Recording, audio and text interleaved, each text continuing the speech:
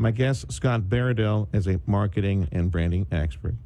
His book is called Trust Signals, Brand Building in a Post-Truth World. That last snippet of it I found fascinating. Tell me a little bit about your book and that little last segment, Post-Truth World. Boy, that really defines a new generation. So tell me about your book, Scott.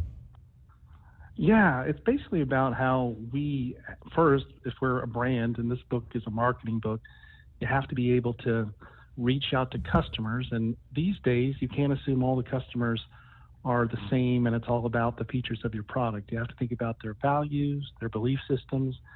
And in a very fragmented, polarized world, it's easy to step in some landmines if you make a mistake, like Bud Light did, for example, with the Dylan Mulvaney issue. Yeah. That's just one example. Are there enough?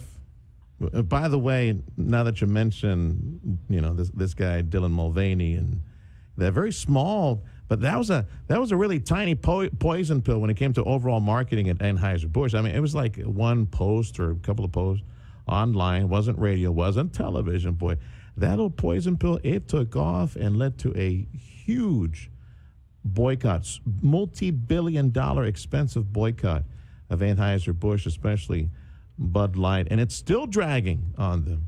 Their revenue 14% down right now compared to the same time last year. They can't seem to recover. They tried, but they still can't seem to recover.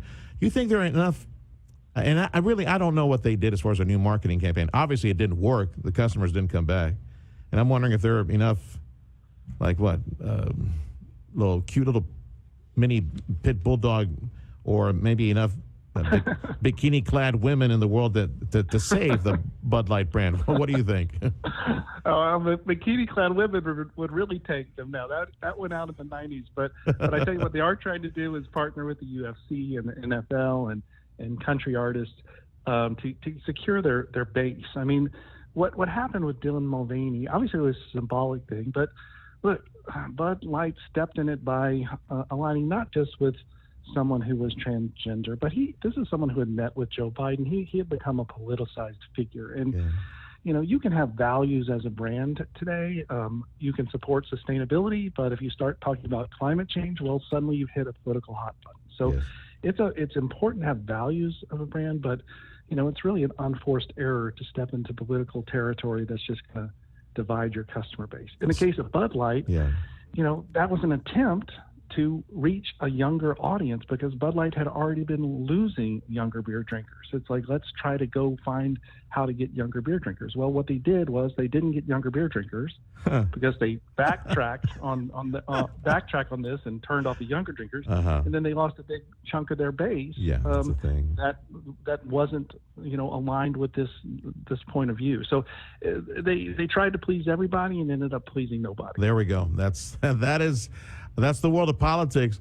Scott Baradell is a marketing branding expert. His book, Trust Signals, Brand Building in the Post-Truth World. And I wonder if in American industry across the board, as a result of Bud Light falling on its own sword, they made the mistake of hiring a marketing pro, a young person, a woman, and giving her responsibility and her team responsibility of marketing this brand to a new audience. And obviously that woman and her team, they did not know who the core consumer was at Bud Light. They had no sensitivities. They didn't pick up on any of the signals. They had no idea. Rule number one, know your audience, know your customer base.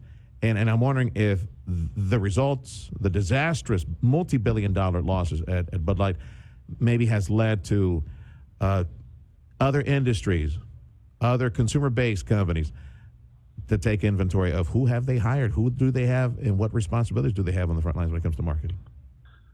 Yeah, I mean, they're certainly at the leadership levels of large companies where CEOs are making millions of dollars a year, and CMOs as well.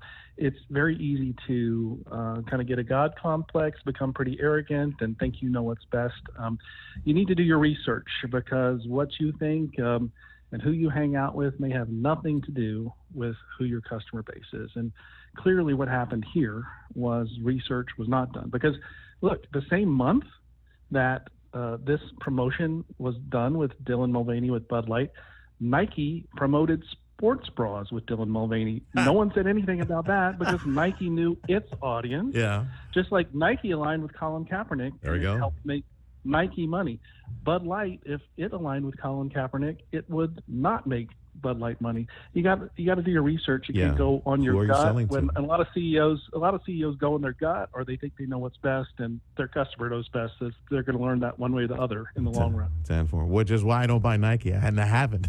I'll make sure. I haven't gotten the swoosh in a long time, precisely because where they've chosen to plant their flag, that's fine. They're still making money. They have a core audience, customer base, as far as some of their sporting goods and things like that. Well, best of luck to you. They hope you make a lot of money because you got stockholders that you need to please as well.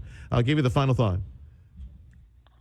Well, final thought is, look, values are a big part of how buyers are making decisions, and you better know the values of your customers in addition to, the unique value proposition of your product. It's not just about your product. It's about your belief system and if it aligns with your customers.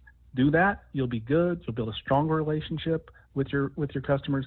Don't do that, and Bud Light could happen to you too. Yeah, kind of like Target. They've kind of rearranged the sales floor a little bit and put some materials online just to make sure that they try to keep everybody happy. Thank you, Scott. We wish you the best. He's the author of Trust Signals, Brand Building in a Post-Truth World. Scott Baradell. Be safe.